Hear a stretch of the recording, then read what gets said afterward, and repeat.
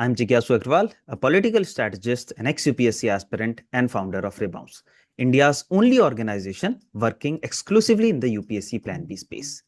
In the last 4 days, over 200 candidates asked this question from me. Should I give one more attempt? Now, this video is about answering that question. The answer to this question is not in 0 or 1, not in yes or no. There are many layers attached to that.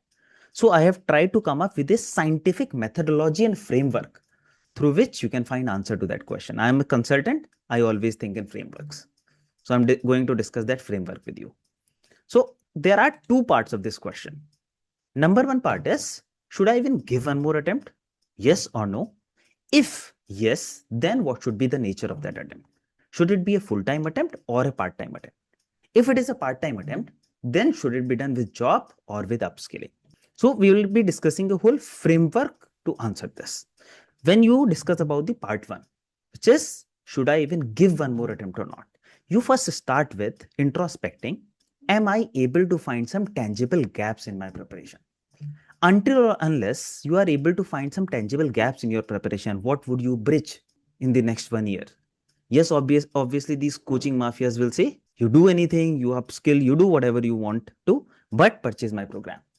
Be it related to maybe means value addition, etc., etc. But you have to figure out what are the gaps in my preparation. As an example, when I introspected, I was able to find very little tangible gaps. I felt that I was able to qualify prelims every time, at least twice back to back. Initially, in the first attempt, I was not able to. When I qualified, I appeared in means. I realized that my speed is very slow, and my answer is my writing is pathetic. So, what are the tangible gaps in your preparation? If you are able to find them, if the answer is no, then obviously what will you do? If the answer is yes, then can these gaps be bridged or not? As an example, in my case, I realized that my writing is bad and it's very difficult for me to improve it. As an example, maybe if you are able to find that I was not able to complete the whole syllabus of prelims, or I have not yet completed my main syllabus, etc., then can these gaps be bridged? If the answer is yes, then the question is, am I motivated to put in the effort for this? Now, there might be things, let's say there is a huge gap, which I feel it's very difficult to be bridged. Or it can be bridged, but a lot of effort would be required. Am I even motivated to put that or not? As an example, in my case, I realized I cannot revise the same Lakshmikant 1000 times. So if the answer is I'm not motivated, in my case, I felt that the preparation has become highly monotonous now, and I cannot be in this cycle. But if you are motivated to put in the effort, then the next question is the risk worth it? Obviously, when you spend one more year, there is an opportunity cost associated with that. Opportunity cost can be in terms of maybe if you will work somewhere else, how much salary can you earn? It can be in terms of the kind of experience which you can gain. It can be in terms of the increasing widening gap in your profile. So is the risk worth it or not? If the answer to this question is yes, then I should be giving one more attempt. As an example, maybe I was able to find some tangible gaps in my prelims paper. I was not able to just complete the syllabus. And this is something which can be bridged. I'm also motivated to do that. And risk part I'll be discussing in our upcoming slides. Then maybe the risk is worth it, so I can give one more attempt. So you can figure out. As an example, in my case, I felt that my writing is bad. My writing speed is bad, is pathetic rather, and these cannot be bridged, or I'm not motivated to do that. Let's move out. For more discussions around one more attempt, around clarity, confidence, and career opportunities, we are also organizing a completely free masterclass on this Sunday at 7 p.m. You can also consider joining that to gain more clarity and take informed decisions. You can find link of the same in the description of this video.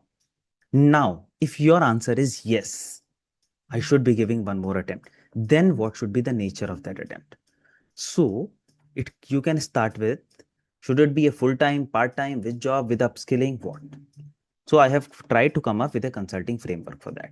If you have given less than 2 full-time attempts and you are confident of selection, you know that if those gaps are bridged, you can comfortably qualify this examination. There will be some element of uncertainty, which we can still carry with ourselves. Then it's a low cost and high benefit game, and I should be appearing for one more full-time attempt. If I have given less than 2 attempts and I'm unsure of selection, because I have given less than 2 attempts in 0 or 1 attempt, the cost is going to be low. The opportunity cost is relatively low because the effect of, let's say, till the point you have 3 years of gap, the difficulty to enter in the market is relatively less. The barrier to entry is relatively less. It starts increasing exponentially post that. This does not mean that after that you cannot go to the market. We at Rebounce supported even candidates with 7 or 8 years of gap to go back to political consulting, public policy, or data analytics role. But obviously, the barrier to entry increases. I'm not here to sell the dreams. I'm here to tell you the reality. I will not tell you what you want to hear. I will tell you what you need to hear. So it's a low cost, low benefit ratio game. Then in that case, maybe I can give a full-time or a part-time attempt. That's up to me. But I should always be having something else alongside because I'm unsure of the selection.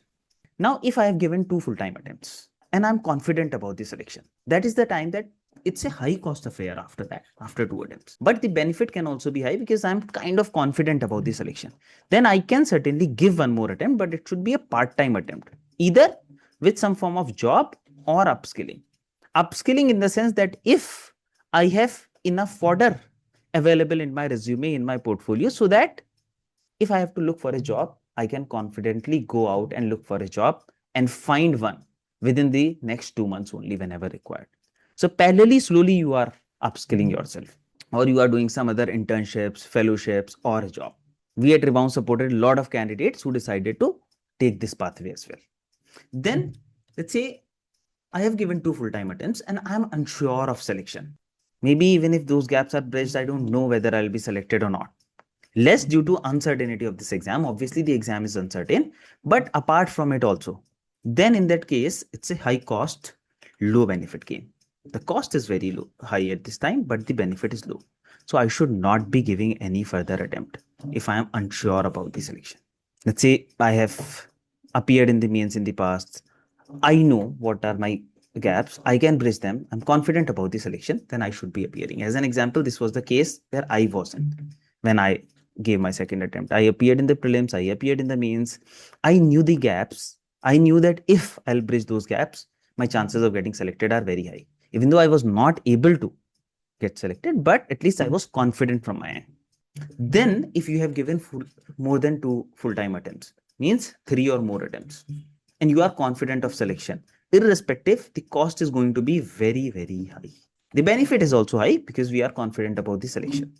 So I was somewhere here after my 2 mains appearances or 3 in total attempts. This was the time when I decided to directly look for a job, leave UPSC, set it aside. But if you are someone who is again interested to give 1 more attempt, you are passionate, you are motivated, because I was not. You are motivated, then you can give part-time attempt. But this is the time when you should make your plan B your planning. You should first look for a job, set your career first. And then if you want to, you can always prepare alongside.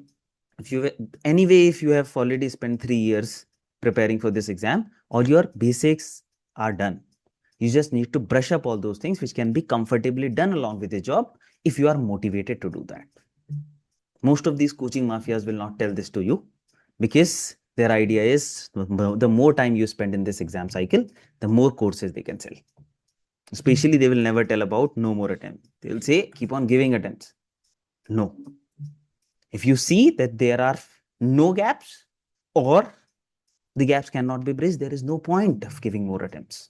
You are the owner of your life. Everyone else outside in the market will just leave you. Trust yourself. Do not blindly trust others, including me. You are the owner of your life. You cannot ignore yourself. Everyone else can. Please have this in mind, ladies and gentlemen. So if you have given more than 2 full-time attempts, you are unsure of selection, obviously no more attempt because now the cost is very high while the benefit is low. So this is how you can decide whether you should be giving 1 more attempt or not, and how. To help you gain more clarity, we are also organizing a completely free masterclass on this Sunday at 7 p.m., especially on the same topic, UPSC Plan B, clarity, confidence, and career opportunities. To help you take more informed decisions about your careers without any biases based on the rationality instead of the emotions or because someone else in the coaching industry want to sell you a course.